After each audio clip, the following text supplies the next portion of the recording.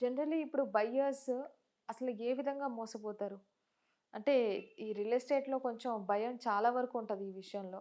మోసపోవడం అనేది చాలా టెన్షన్ క్రియేట్ చేస్తూ ఉంటుంది మోస్ట్‌లీ. వాళ్ళ ఎక్స్‌పీరియన్సెస్ షేర్ చేయటం వల్ల. సో, బయ్యర్స్ ఏ విధంగా మోసపోతారు? అండ్ అసలు మోసపోయినప్పుడు వాళ్ళ రికవరీ అంటే ఏం చేయాలి నెక్స్ట్ మూవ్‌మెంట్ రికవరీ చేయాలంటే? ఇప్పుడు లంచం తీసుకునేవాడు కంట లంచం ఇచ్చేవాడు తప్పంటారు. I don't blame the builders. I blame the investors. Blame కూడా కాదు. It's a clear indication. మనమే వాళ్ళకి ఛాన్స్ ఇస్తున్నాం. యాహ్! మనం కొనేటప్పుడు సరిగ్గా సక్రమంగా చూసుకుని మంచి దారిలో వెళ్తే మీకు మోసపోరు కదా! మన అవకాశం ఇవ్వకపోతే వాళ్ళు ఎట్లా మోసం చేస్తారు? చేయలేరు కదా! Hmm. You are giving a free hand. Yes, మమ్మల్ని లూట్ చేయండి అని మీరు చెప్తున్నారు.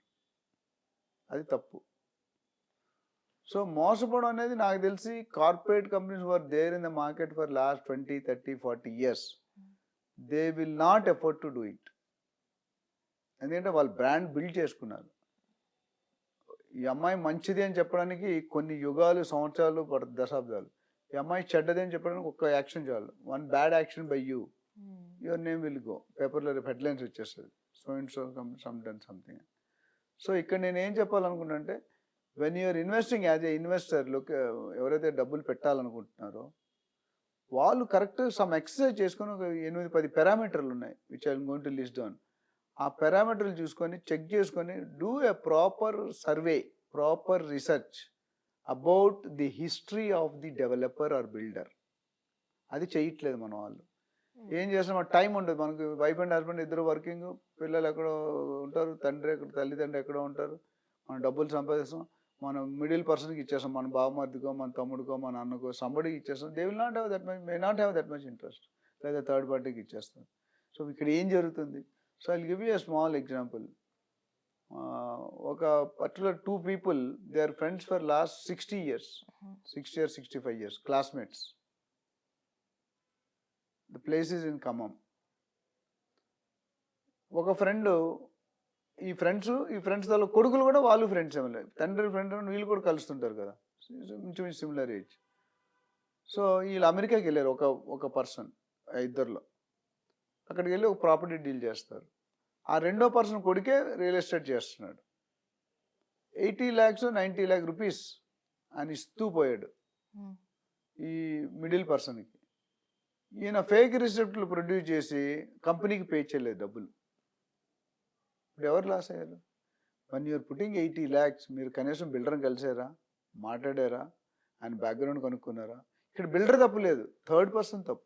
అందుకంటే మీరు ఒక ఏజెంట్ని ఎన్నుకున్నా, ఒక బిల్డర్ని ఎన్నుకున్నా, you have to do proper ground work. Ground reality తెలుసుకోవాలి. ఇప్పుడు బయటకు వచ్చి లబోదిబో అంటాడు, దానికి రిసిప్ట్, ఆ రిసిప్ట్ కూడా ఫేక్ రిసిప్ట్ ఇచ్చే, only receipt. There is no agreement, there is no permission. Who is under loss? The person is put. నా దగ్గరకు వచ్చారు, ఏం చేస్తాం, మన దగ్గర ఏం ప్రూఫ్స్ లేవు. హ్మ్. ఆయన తీసుకున్నాను ఒప్పుకుంటున్నాడు, నేనే తీసుకున్నాను, నా ఖర్చులకి నాకు వీలైనప్పుడు ఇస్తానన్నాడు. వీలంటే ఎప్పుడు వీలు? ఎవరి డబ్బుతో ఆడుకుంటున్నాడు ఆయన? ఫ్రెండ్ అని నమ్మాడు, but it didn't work out. So why I'm saying is, ఇలాంటి 100 కేసులు నేను చెప్పగలుగుతాను. నా దగ్గర యాన్ ఎవరి రోజు 2, 3 కేసులు వస్తూనే ఉంటాయి. హ్మ్. సో బిల్డర్, మనం ఒక దగ్గర ఇన్వెస్ట్ చేసి మోసపోకుండా ఉండాలంటే, first my sincere advice is go through a professional agent, realtor, consultant, advisor. వెళ్ళండి, ఆ ఏజెంట్ గురించి ఫస్ట్ తెలుసుకోండి. Whether we can rely on this person, what is is background.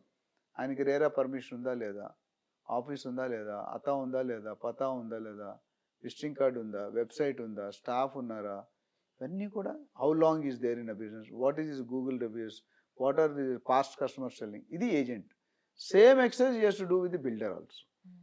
Agent message, professional agents ఎప్పుడు కూడా cheat చేయరు. But అప్పటికి కూడా నేనేమంటానంటే, బిల్డర్ గురించి కూడా వెళ్ళి బిల్డర్ని టైం స్పెండ్ చేయండి. You have where we are missing, మోసపోయేది ఎక్కడ, టైం స్పెండ్ చేయమని. హ్మ్. క్లబ్బులకి వెళ్తాం, పబ్బులకి వెళ్తాం, సినిమాలకి వెళ్తాం, బట్ డబ్బులు ఇన్వెస్ట్ చేసినప్పుడు మాత్రం టైం స్పెండ్ చేయడం మనకే లాస్.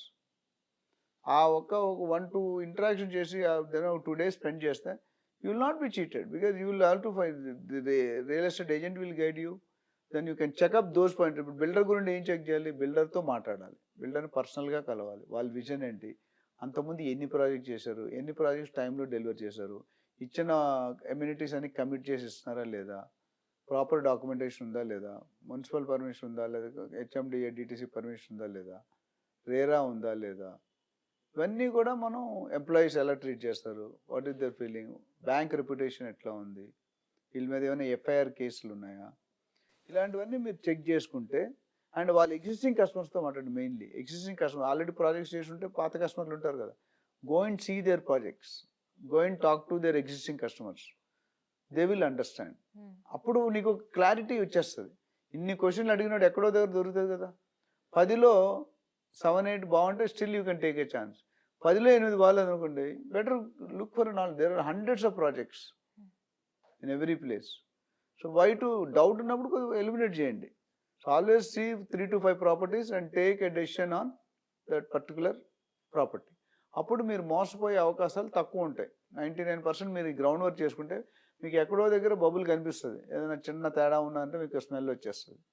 దాన్ని రీఇటరేట్, లీగల్ ఒపీనియన్ ఉందా, ఎన్కంబరెన్స్.